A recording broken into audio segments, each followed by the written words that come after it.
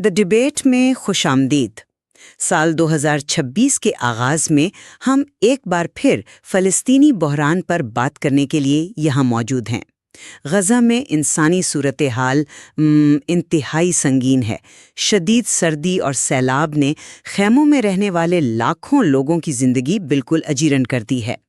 ایک جنگ بندی تو ہے، لیکن وہ اتنی نازک ہے کہ روز کہیں نہ کہیں سے تشدد کی خبریں آ ہی جاتی ہیں۔ جی، اور اسی پس منظر میں آج ہم ایک بنیادی سوال پر غور کر رہے ہیں۔ اس بحران سے نکلنے کا سب سے مؤثر راستہ آخر ہے کیا؟ کیا فوری طور پر عالمی برادری کو اپنا سارا زور سفارتی دباؤ بڑھانے اور انسانی امداد کی ترسیل یقینی بنانے پر لگا دینا چاہیے، یا پھر اصل حل ایک بڑی سیاسی تبدیلی میں ہے، جس کا ایک موقع شاید ہمیں اکتوبر 2026 میں ہونے والے اسرائیلی انتخابات کی صورت میں نظر آ رہا ہے؟ دیکھیں، میرا موقف تو بہت سیدھا سا ہے۔ اس وقت جو حالات ہیں ان میں ہماری پہلی اور سب سے بڑی ترجیح انسانی جانوں کو بچانا ہونا چاہیے۔ جب لوگ بھوک اور سردی سے مر رہے ہوں تو طویل مدتی سیاست پر بحث وہ بے معنی ہو جاتی ہے۔ جبکہ میرا خیال اس سے تھوڑا مختلف ہے۔ میں سمجھتا ہوں کہ انسانی امداد ضروری ہے، بالکل ضروری ہے، مگر یہ بیماری کا علاج نہیں، صرف علامات کو وقتی طور پر دبا دیتی ہے۔ اگر ہم اس بحران کو جڑ سے ختم کرنا چاہتے ہیں تو ہمیں اس کی سیاسی بنیادوں کو دیکھنا ہوگا، اور اس کے لیے اندرونی سیاسی تبدیلی کے علاوہ کوئی راستہ نہیں۔ میں اپنی بات کی وضاحت کرتی ہوں۔ دیکھیں، اس وقت بین الاقوامی برادری کی سب سے پہلی ذمہ داری اس انسانی عالمیے کو روکنا ہے جو ہماری آنکھوں کے سامنے ہو رہا ہے۔ ہم صرف اعداد و شمار کی بات نہیں کر رہے ہیں، ہم ان لاکھوں فلسطینیوں کی بات کر رہے ہیں جو غزہ میں بے گھر ہو چکے ہیں اور اب خیموں میں شدید سردی اور بارشوں کا مقابلہ کر رہے ہیں۔ پناہ گاہیں ناکافی ہیں اور موسم کی شدت ان کی زندگیوں کے لیے وہ ایک براہ راست خطرہ بنی ہوئی ہے۔ یہ کوئی دور دراز کی نظریاتی بحث نہیں، یہ روزمرہ کی زندگی اور موت کی کشمکش ہے۔ اور اس صورتحال کو مزید سنگین اس بات نے کر دیا ہے کہ اسرائیل نے درجنوں بین الاقوامی انسانی تنظیموں پر پابندی لگا دی ہے۔ یہ وہ تنظیمیں ہیں جو وہاں زندگی بچانے والا کام کر رہی تھیں۔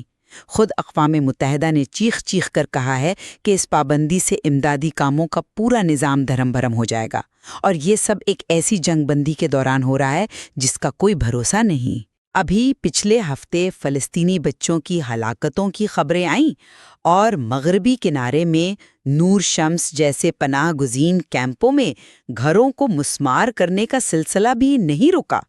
تو میری دلیل بہت واضح ہے۔ یہ فوری خطرات اس بات کا تقاضا کرتے ہیں کہ عالمی برادری اپنا سفارتی دباؤ استعمال کرے اور امداد کی بلا روک ٹوک رسائی کو ہر قیمت پر یقینی بنائے۔ ہم لوگوں کو ایک غیر یقینی سیاسی نتیجے کے انتظار میں مرنے کے لیے نہیں چھوڑ سکتے۔ آپ نے جو تصویر کشی کی ہے اس کی سنگینی سے مجھے انکار نہیں، لیکن ہمیں یہ سمجھنا ہوگا کہ یہ تمام مسائل، بھوک، سردی، بے گھئی، یہ سب ایک گہری بیماری کی علامات ہیں۔ ہم صرف علامات کا علاج آخر کب تک کرتے رہیں گے؟ آپ نے خود کہا کہ جنگ بندی کے باوجود ساختی تشدد یعنی سسٹمیٹک وائلنس وہ روکا نہیں۔ مغربی کنارے میں بستیوں کی تعمیر پہلے سے زیادہ تیزی سے جاری ہے، گھروں کی مسماری ہو رہی ہے، فلسطینیوں کی گرفتاریاں روز کا معمول ہے۔ اس کا مطلب تو یہی ہوا نا کہ یہ امداد اور عارضی جنگ بندی مسئلے کی جڑ کو تو چھیڑ ہی نہیں رہی، یہ تو بس زخم پر مرہم پٹی لگانے جیسا ہے جبکہ اندر انفیکشن پھیل رہا ہو۔ میری دلیل یہ ہے کہ اصل توانائی اکتوبر 2026 کے انتخابات پر مرکوز ہونی چاہیے۔ کیوں؟ کیونکہ تنازع سے متعلق پالیسی، بستیوں کی تعمیر کا مستقبل اور امن مذاکرات کی بحالی جیسے تمام بڑے فیصلے اسی سیاسی تبدیلی سے جڑے ہیں۔ ہم نے دیکھا کہ استنبول میں لاکھوں لوگوں نے مظاہرے کیے، پوری دنیا میں آواز اٹھی، لیکن کیا اس سے زمینی حقائق میں کوئی بنیادی تبدیلی آئی؟ نہیں، کیونکہ اصل پالیسی عالمی دباؤ سے نہیں، اندرونی سیاست سے بنتی ہے۔ اس لیے جب تک وہاں کی سیاسی قیادت اور پالیسی میں تبدیلی نہیں آتی، انسانی امداد صرف ایک عارضی بندوبست ہی رہے گی، مستقل حل نہیں۔ یہاں میں آپ سے تھوڑا اختلاف کروں گی۔ آپ بین الاقوامی دباؤ کے اثر کو بہت کم سمجھ رہے ہیں۔ استنبول کا مظاہرہ کوئی معمولی واقعہ نہیں تھا۔ لاکھوں لوگوں کا سڑکوں پر آنا، اقوام متحدہ کے سیکرٹری جنرل کا کھل کر UNRW پر پابندیوں کی مذمت کرنا، یہ سب اس بات کا ثبوت ہے کہ دنیا بھر میں ایک رائے عامہ بن رہی ہے اور حکومتوں پر دباؤ بڑھ رہا ہے۔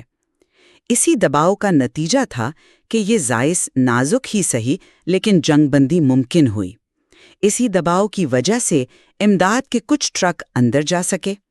یہ کہنا کہ اس کا کوئی اثر نہیں، میرے خیال میں درست نہیں۔ یہ اس وقت ہمارے ہاتھ میں سب سے طاقتور ٹول ہے جس سے فوری طور پر لوگوں کی زندگیوں پر مثبت اثر ڈالا جا سکتا ہے۔ تو کیا ہمیں اسے صرف اس لیے چھوڑ دینا چاہیے کہ یہ مسئلے کو جڑ سے ختم نہیں کر رہا؟ کیا زخمی کو مرنے دیں کیونکہ ہسپتال ابھی دور ہے؟ یہ ایک مضبوط دلیل ہے، لیکن اس دباؤ کی حدود کو بھی تو دیکھیں۔ آپ نے جنگ بندی کی بات کی، لیکن جنگ بندی کے چند دن بعد ہی 2026 کے آغاز میں ہم نے غزہ کے کچھ علاقوں میں دوبارہ فضائی حملوں اور گولہ باری کی خبریں سنی۔ اس کا کیا مطلب ہوا؟ اس کا مطلب یہ ہے کہ عالمی دباؤ ایک حد تک تو کام کرتا ہے، لیکن جب اسٹریٹجک مفادات کی بات آتی ہے تو اسے نظر انداز کر دیا جاتا ہے۔ اور بستیوں کی توسیع کا معاملہ تو اس سے بھی زیادہ واضح ہے۔ کیا عالمی دباؤ مغربی کنارے میں ایک بھی نئے گھر کی تعمیر روک سکا؟ نہیں، یہ عمل ایک دن کے لیے بھی نہیں رکا۔ یہ اس بات کی کھلی دلیل ہے کہ اسرائیل کی پالیسی کا تعین عالمی رائے عامہ سے کہیں زیادہ اس کی داخلی سیاست کرتی ہے، اور اس داخلی سیاست کی سمت کا تعین آنے والے انتخابات کریں گے۔ تو میں یہ نہیں کہہ رہا کہ دباؤ بیکار ہے، میں کہہ رہا ہوں کہ یہ ایک معاون عنصر تو ہو سکتا ہے، لیکن تبدیلی کا مرکزی انجن نہیں بن سکتا۔ اصل تبدیلی اندر سے ہی آئے گی۔ جب درجنوں NGOs کو کام کرنے سے روک دیا جاتا ہے، جب UNRW جیسی ایجنسی کو دھمکایا جاتا ہے کہ اس کی بجلی اور پانی کی سپلائی روک دی جائے گی، تو اس کا صاف مطلب ہے کہ انسانی بحران کو ایک ہتھیار کے طور پر استعمال کیا جا رہا ہے۔ تو ایسے میں امداد کی ترسیل کے لیے لڑنا صرف بھوکوں کا پیٹ بھرنا نہیں ہے، بلکہ یہ اس جارحانہ حکمت عملی کا براہ راست مقابلہ کرنا ہے۔ یہ بتانا ہے کہ آپ انسانیت کو یرغمال نہیں بنا سکتے۔ اب آپ مجھے بتائیں، کیا ہم اس اسٹریٹجک جنگ کو اس لیے چھوڑ دیں کہ اکتوبر میں شاید کوئی بہتر حکومت آ جائے؟ کیا ہم مہینوں تک انتظار کریں جبکہ بچے سردی سے ٹھٹر کر مر رہے ہوں اور لوگ بھوک سے نڈھال ہو رہے ہوں؟ یہ تو عملی طور پر ممکن ہی نہیں۔ معاف کیجیے گا، لیکن میں اس دلیل سے پوری طرح متفق نہیں۔ میں یہ ہرگز نہیں کہہ رہا کہ ہم لوگوں کو مرنے دیں، لیکن ہمیں حقیقت پسندی سے کام لینا ہوگا۔ آپ جسے اسٹریٹجک مقابلہ کہہ رہی ہیں، کہیں ایسا تو نہیں کہ وہ نادانستہ طور پر اسی صورتحال کو طول دینے کا باعث بن رہا ہو؟ دیکھیں، یہ ایک ایسا چکر بن چکا ہے جو دہائیوں سے چل رہا ہے۔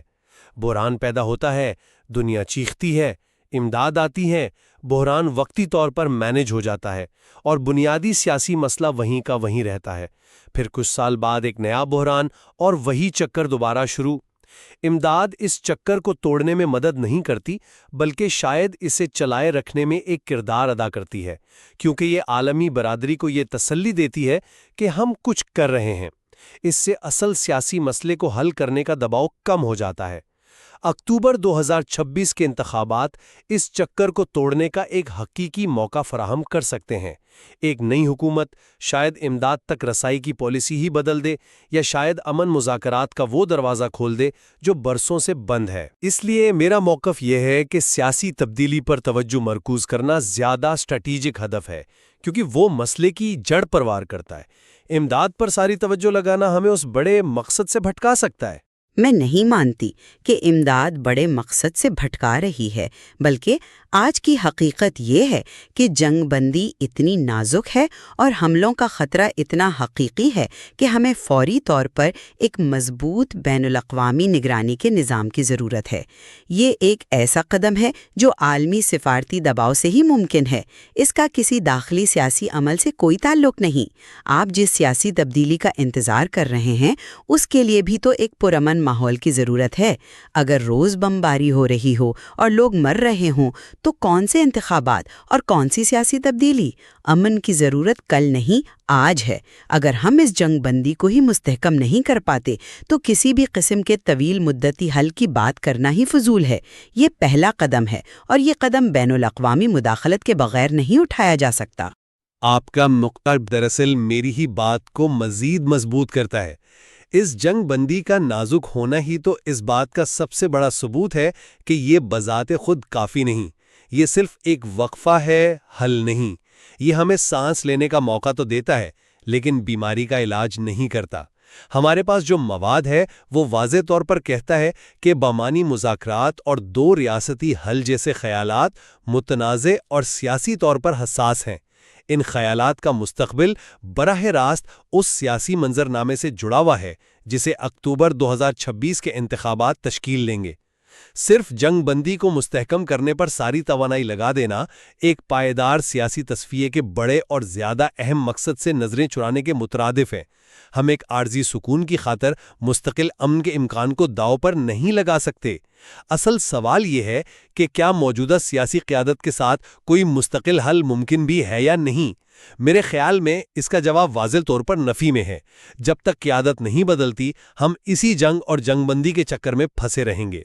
تو خلاصہ کلام یہ ہے کہ غزہ اور مغربی کنارے میں جو زندگی اور موت کی صورتحال ہے وہ اس بات کا تقاضا کرتی ہے کہ دنیا کی تمام تر توجہ انسانی امداد کی غیر محدود رسائی کو یقینی بنانے اور جنگ بندی کو مستحکم کرنے کے لیے سفارتی دباؤ کو برقرار رکھنے پر مرکوز ہو۔ طویل مدتی سیاست اہم ہے، اسے کس کو انکار ہے، لیکن لوگوں کی بقا کو ایک غیر یقینی اور مہینوں دور انتخابی نتیجے کی بھینٹ نہیں چڑھایا جا سکتا۔ ہماری پہلی ذمہ داری انسانیت کے ناطے ہے، اس کے بعد کچھ اور آتا ہے۔ اور آخر میں بس یہ کہوں گا کہ اگرچہ تکالیف حقیقی ہیں اور ان کا ازالہ فوری طور پر ہونا چاہیے، لیکن تاریخ نے ہمیں بار بار یہی سکھایا ہے کہ صرف علامات کا علاج ناکام ثابت ہوتا ہے۔ تشدد اور بحران کا یہ نہ ختم ہونے والا چکر صرف پالیسی میں بنیادی تبدیلی سے ہی ٹوٹ سکتا ہے، اور اس کے لیے آنے والے انتخابات سب سے اہم، ٹھوس اور حقیقی موقع فراہم کرتے ہیں۔ ایک پائیدار مستقبل کا انحصار بیرونی مداخلت کی مرہم پٹی پر نہیں بلکہ خطے کے اندر پیدا ہونے والے سیاسی عزم اور تبدیلی پر ہے۔ یہ تو واضح ہے کہ یہ ایک انتہائی پیچیدہ مسئلہ ہے جس کا کوئی آسان یا سیدھا سادہ جواب موجود نہیں۔ فوری انسانی ضروریات کو پورا کرنے اور طویل مدتی سیاسی حل تلاش کرنے کے درمیان ایک گہرا تضاد اور تناؤ موجود ہے۔ بالکل، اور شاید صحیح راستہ ان دونوں کوششوں کو بیک وقت آگے بڑھانے میں ہی ہے، لیکن ترجیحات کا تعین کرنا اور اپنی توانائی کو کہاں مرکوز کرنا ہے، یہی اصل چیلنج ہے۔ اس مواد میں یقینی طور پر مزید غور و فکر کی